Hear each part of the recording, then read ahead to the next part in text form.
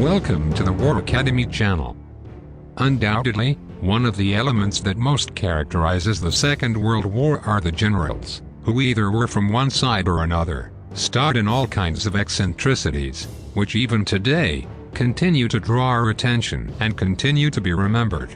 Another singularity that they all share is the excessive ego they came to have, which, in many generals, seemed to have no limits. That was the case of General George Patton, on which we are going to focus today, who would come to affirm, as we will see, that he was the reincarnation of the Carthaginian Hannibal. Without trying to justify this attitude that many generals came to have, before we begin, we have to take into account a very important factor.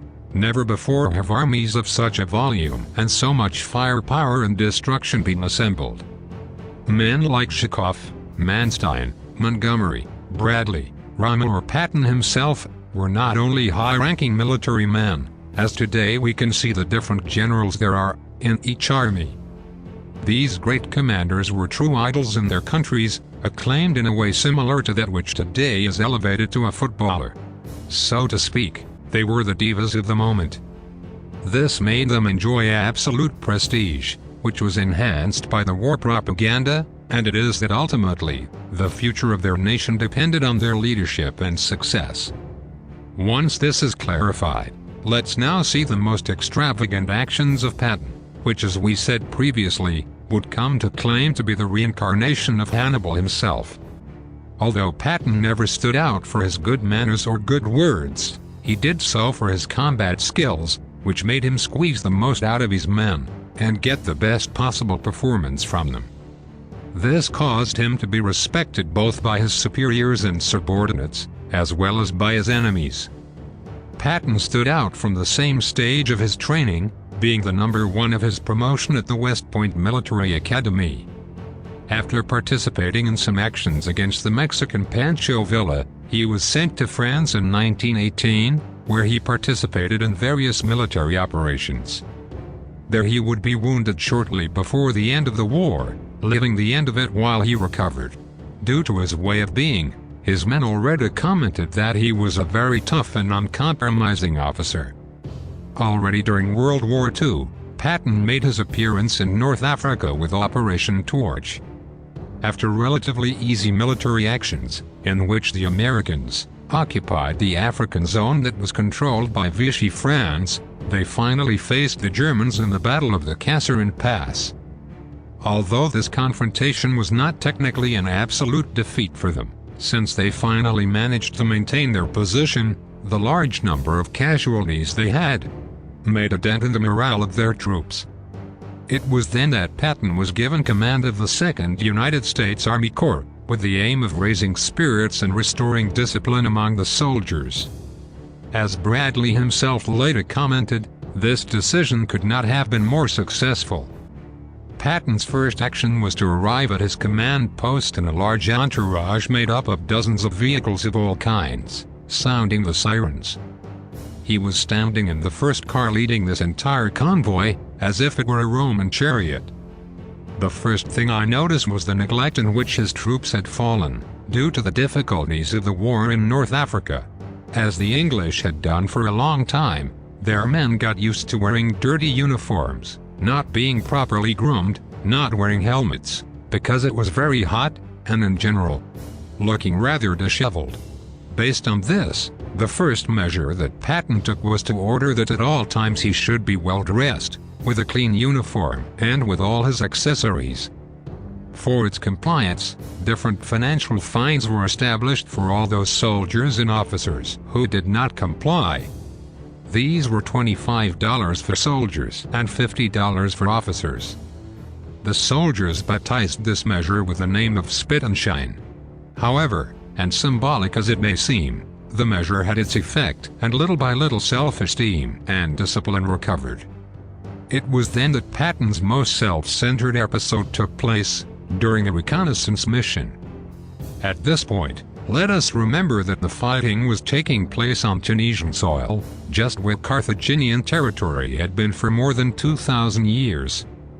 As Patton gazed out at the landscape, he had a strange feeling that he had already been there. When they came to a crossroads, where they had to turn off to one place or another, one of the officers who was with him told the driver to turn right. Spontaneously, Patton told him to cancel that order and turn left instead. The commander in question was very surprised at this new order given by Patton, and told him that the path to the right had already been recognized a few hours ago, and no danger had been detected for the convoy, so that was the route that they had to take. That's when Patton got upset and said, "Damn it. I know very well what awaits us if we go down that path. Very Commander, I've been here before. This was a battlefield 2,200 years ago, and here I fought with the Carthaginians against the armies of Rome. I know all this, and I know that we should not take the path to the right." At this point, we can all imagine how the commander was left when hearing such a statement, but because he was subordinate to the general, he had no choice but to obey the order, and they turned to the left. Interestingly, when they reached the base, they found out that if they had continued on the path to the right, they would have fallen head over heels for a German ambush. A little later, and despite the triumph in both the Tunisian and Sicilian campaigns, Patton fell from grace when he slapped a soldier who was in an infirmary. This soldier suffered from war neurosis, this being a very common mental illness in soldiers, who have been subjected to great stress in combat. Naturally for Patton, this was nothing more than a sign of cowardice, and I slapped him to make him behave properly. Although compared to all the misfortunes that occur in a war, this matter is still anecdotal, the American press, which did not like it very well, made a strong campaign of discredit for this event, until they managed to get that removed from command. As we saw on the Sicily show, Patton also had a serious friendly fire episode, in which the fleet downed numerous paratroopers, and this issue also carried a lot of weight. Later, in his fights in France, he also left phrases and actions that would remain for posterity. One of them is that his men could eat the leather from the belts if necessary, but their tanks needed gasoline to move. Another striking action was the one that he did as soon as he crossed the Rhine River, where he stopped, and once he was in German territory, he emptied his bladder while saying that he had hoped to be able to do that for a long time. Later, he set out to imitate a gesture similar to that made by William of Normandy when he conquered England.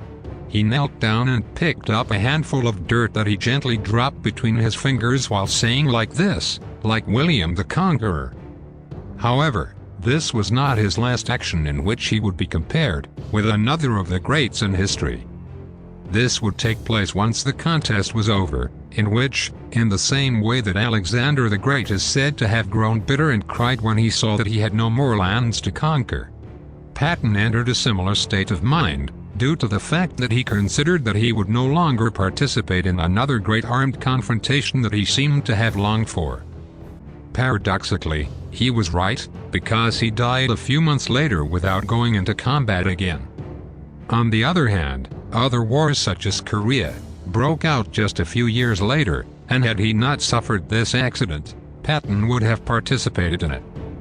In any case, I believe that no matter how much ego Patton might have, and for many actions of this style that he could carry out, his role was fundamental to give initiative to the British-American Army, which was always so slow and cautious.